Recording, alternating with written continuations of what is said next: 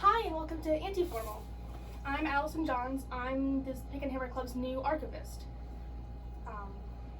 This is Ash, who will be giving a presentation about the Sam Noble Museum's Explorology program in a bit. But first, our mineral of the day is calcite.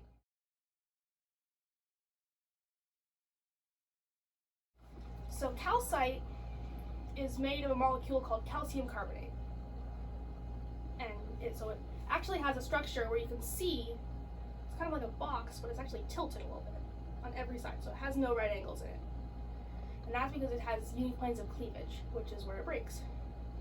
So one of the fun things about calcite is that it's actually basic, so it actually will dissolve in acid. It comes in a lot of different forms, so this one is sort of an optical calcite or just a cube. We call it optical because you can see through it, and when you actually look through it and see words, you'll see that they have a double image.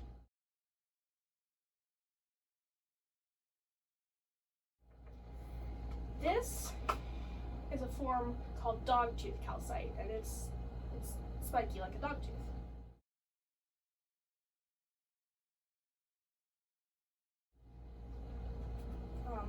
Calcite can be used for a lot of different things. It's often used in things like cements, and it also is a major component in limestone.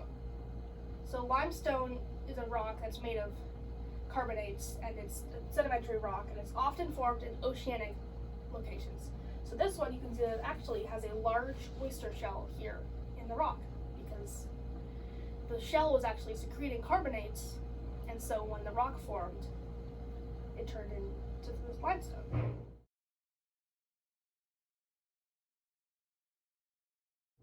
So on the topic of fossils and paleontology, Ash here is going to talk about the Sam Noble Museum's Explorology program, and more specifically PaleoExpedition. Would you like to introduce yourself? Yes, hello there, I'm Ash. I am the Assistant Outreach Coordinator for Pick and Hammer, and over this summer I worked as a student assistant for the Sam Noble's PaleoExpedition, or Explorology as it's called. Allison and I, we went on PaleoExpedition ourselves when we were high school students.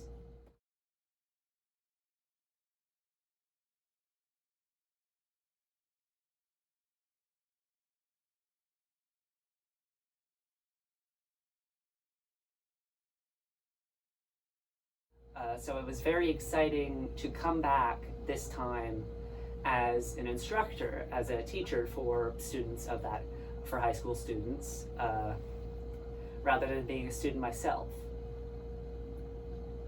So, what happened? What did you do on this expedition? Well, we did multiple things. The finale, so to speak, of our trip was we're going to go up to the Panhandle, up to Black Mesa, where there is a vertebrate paleontology dig site.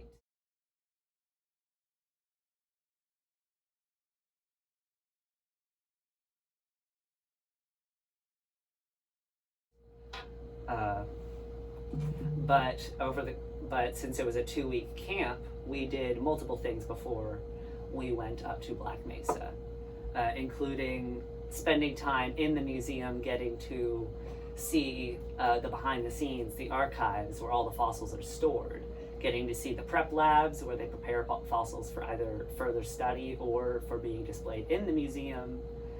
And we got to visit various other geologic formations around Oklahoma. Yeah, it was really interesting, especially when we went. We also did a lot of those different things. So what was your experience as specifically the instructor rather than the student? So what was your job?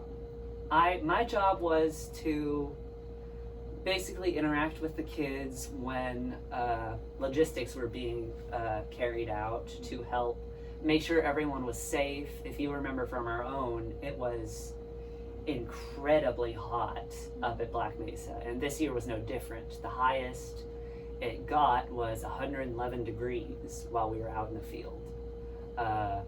So a lot of my training was about recognizing the symptoms of heat stroke or heat exhaustion, and of course teaching the kids as well how to recognize that in their friends and their partners on the trip. Just trying to keep everybody safe and having much more of an awareness of where everyone is and what's going on than, of course, was needed when we were students. Yeah, of course. So, as students, we actually got to work together on a project where we sort of gave a presentation. So we actually did a presentation about these little shrimp that we found called triops in some ephemeral pools, which were puddles that are going to dry up. So that was a really cool thing. These shrimp, they basically their eggs can be dormant for 30 years, and then if it rains, they'll hatch, and then they all just live in a puddle until they die.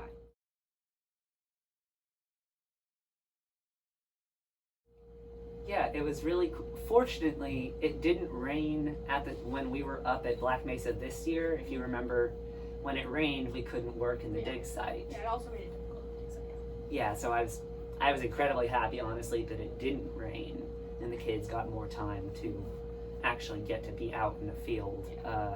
But speaking of, a lot of changes were actually made to explorology from the time when we were students. A lot of good changes. I should emphasize that, good changes.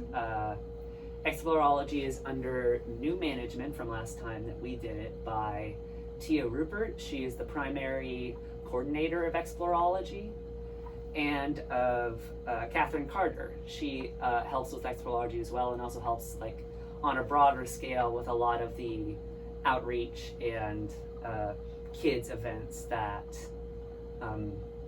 kids like K through 12 can be involved with at the Sam Noble Museum. They were both wonderful people, and I was honored to get to work with both of them. One of the notable changes was the students did get to do their projects like we did, but each student got a laptop.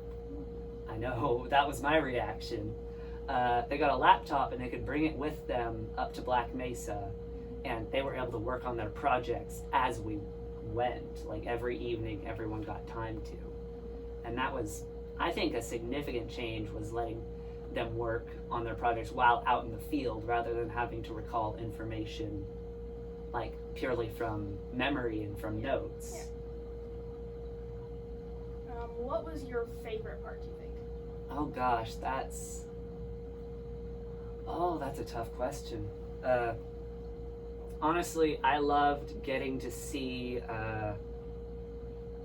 it's gonna sound cheesy, I loved getting to see everything through new eyes.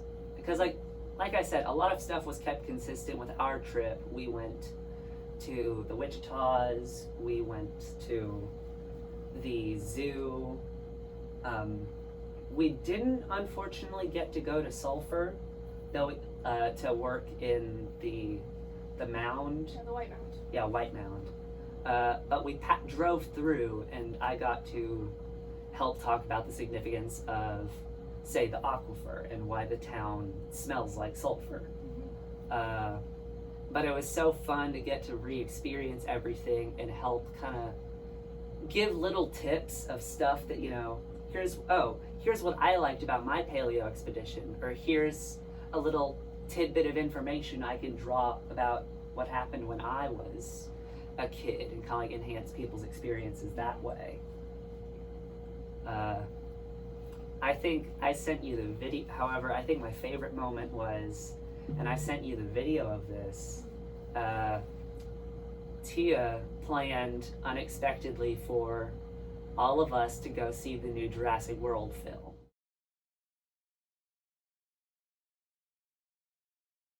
Nice. And we didn't tell any of the students this was happening, but we had told them they were going to work on their projects in their rooms. But then we gathered everyone downstairs in the lobby of the hotel, and Catherine was in the back. She had her phone camera and recorded everyone's reactions as Tia announced what we were actually doing that evening. And it was, oh my gosh, I'm glad that we have it on film, because I was grinning like an idiot the whole time. It was so good. I remember at our PaleoExpedition, we watched the second Jurassic World movie in the Sam Noble Theater, and I cried a lot. I remember. I didn't remember the crying part, but I remember watching it. We did. We got to watch it in the Special Museum Theater. Yeah, that was good. What was your favorite part from when we went when we were younger? Oh gosh. would it be cliche and cheesy if I said it was meeting you? Because You would be, but it's okay. I'll allow it. you'll allow it. Well, no, honestly, if I were to say it was the connections I made, not just with, the friends I made, you of course, but connections with museum staff, like Nick Chapelski.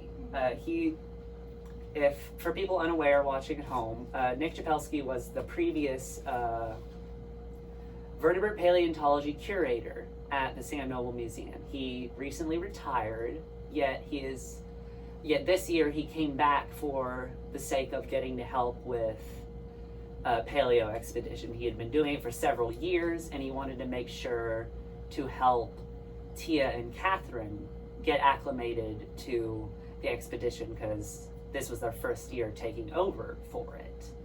And it was actually funny, when I did my interview to get the job, I met with Nick on happenstance like a week before, and he said, "Oh, just mention that you know me on your in the interview. I remember your PaleoExpedition so clearly. Everyone was very good." And it was very much an honor to get to work with Nick, because I remember looking up to him a whole lot on our own expedition, and it was kind of surreal getting to work alongside him, almost in a coworker type fashion. I think one of my favorite parts was that we actually got to have things put in real collections by universities. Yes, so that was actually yes. Oklahoma State University was out there at the site, and so we each have a couple of bones and fossils that are put in their official collection under our names that are just for research forever. And it was the Oklahoma State University was out there this year as well. Okay.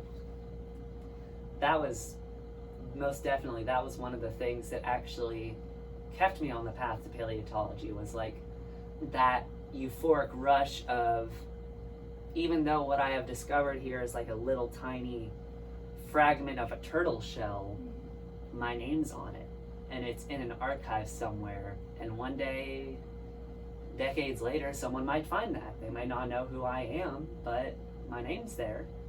And that was one of the things that solidified, yeah, this is what I want to do for a living. This is what I want to dedicate the rest of my life to. And that euphoric feeling in the back of my mind was constantly what I was trying to recreate for the kids of this year's PaleoExpedition. Like, are you going to remember this years later? Is this going to influence your college decision, your academic decision?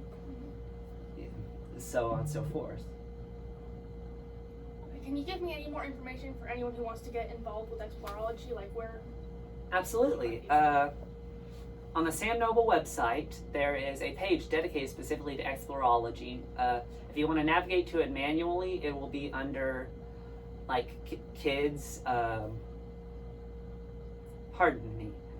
It'll be under kids summer activities, and explorology will have its own separate page. We will give a link down below so you can find it much easier. I believe applications open up, it'll be listed on the website. Probably early next year, right? Early next year, yes. In spring of next year, applications will open up, and you can submit a form through the website to be able to do that. All information on ages, grade levels is available there. You don't have to live by the museum. It is open up to every student across anyone in Oklahoma, and I will emphasize it is completely free. There is no fees you have to pay to be involved, which I think is an absolutely stupendous thing of them to do.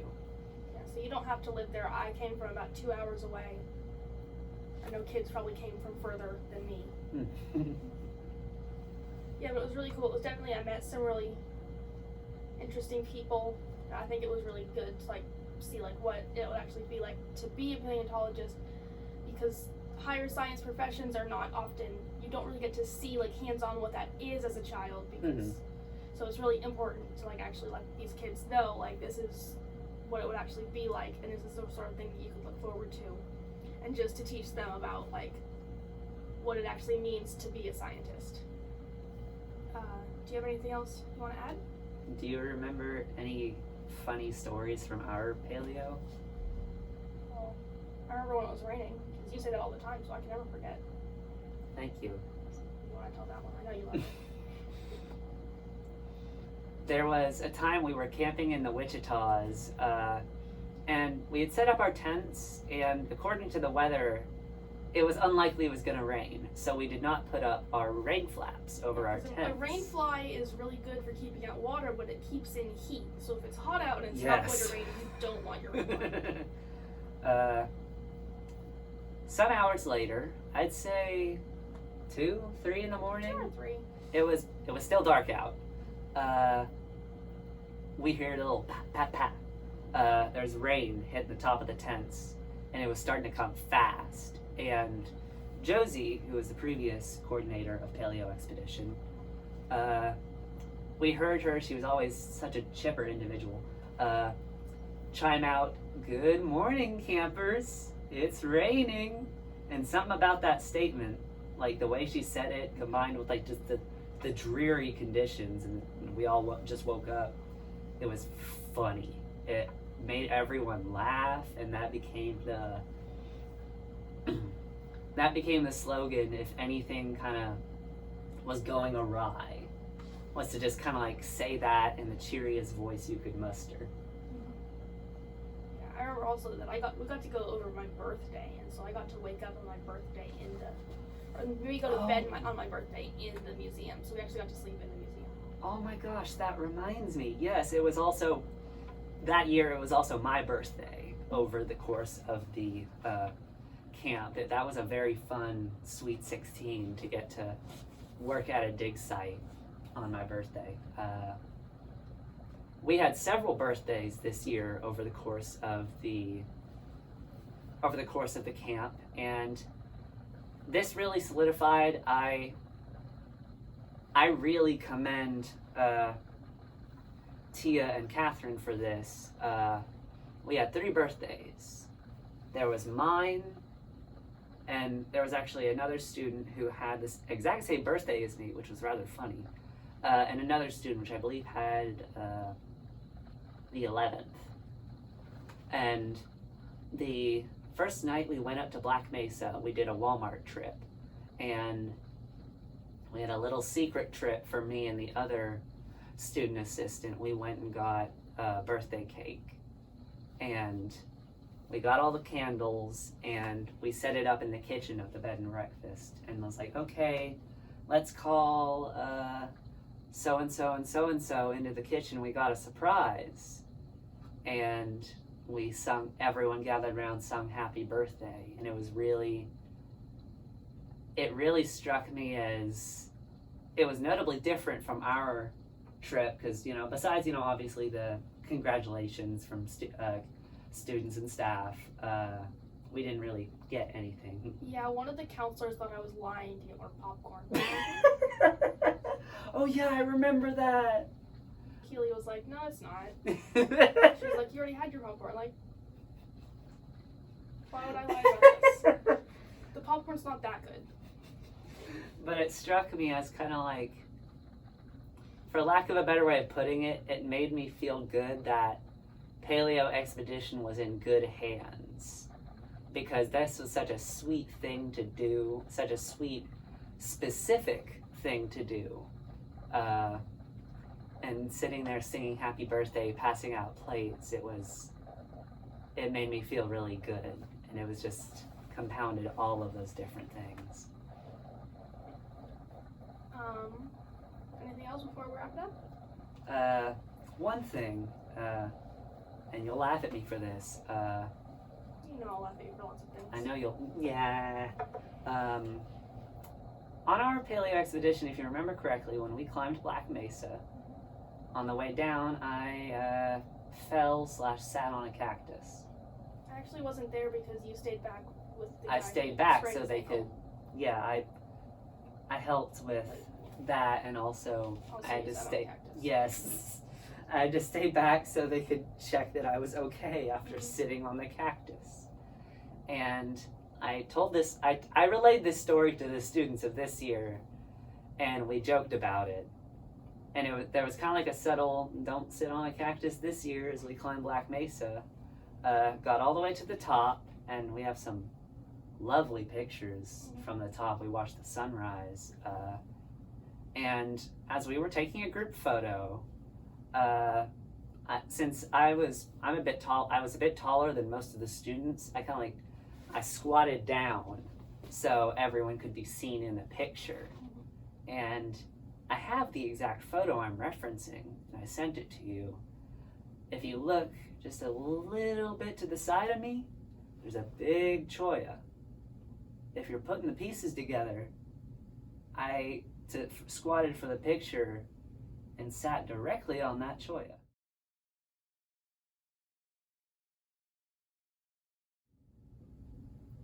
So it did happen a second year. It's just your curse. Yes, it's my curse. And we have photo evidence of it too. That's definitely going in the video once I find that picture. Okay, so this is our Antiformal first one for our new year.